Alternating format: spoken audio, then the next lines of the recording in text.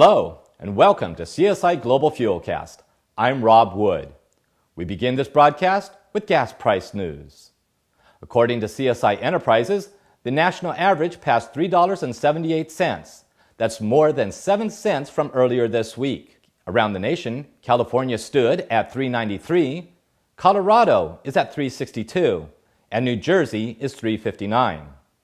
In Washington, both the House and Senate passed legislation that would direct the president to halt temporarily sending 70,000 barrels of oil a day to the Strategic Petroleum Reserve. Both bills were passed with overwhelming bipartisan support. The House voted 385 to 25, while the Senate voted 97 to 1. However, in the past, President Bush has been reluctant to temporarily halt any shipments to the SPR.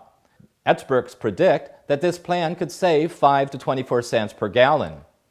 In other news from Washington, the Senate rejected a proposal that would lift bans from drilling on the outer continental shelf and parts of the Arctic National Refuge. Businesses across the country that rely on vehicle fleets are turning to hybrids to counter the rising cost of gas.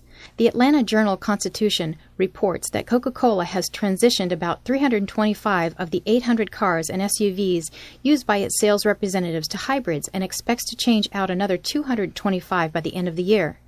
Automotive Fleet reports that the nationwide registration for new hybrid vehicles in 2007 increased 38% over 2006. The Toyota Prius continued to lead new registrations with more than 51% of the hybrid market share. Spring has sprung. The birds are singing and flowers are blooming and the price of gas is rising, but not for the reason you might think. Although gas prices have been very volatile this year, the jump in May has been a constant over the last decade, reports the Federal Energy Information Administration. While logic may say the reason is that people drive more in the spring and summer, the less-known reason for the consistent increase is that by May, more expensive to produce summer grade of gasoline is required by the Environmental Protection Agency.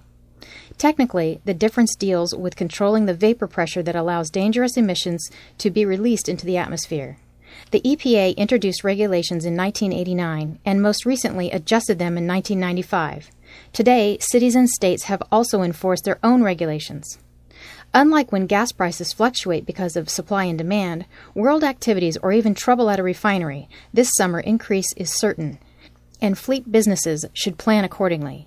Whether it's accepting lower margins, taking advantage of savings benefits from universal fleet fuel cards, or simply working harder during the long days of summer, expenses are going up and will be as high as the noontime sun.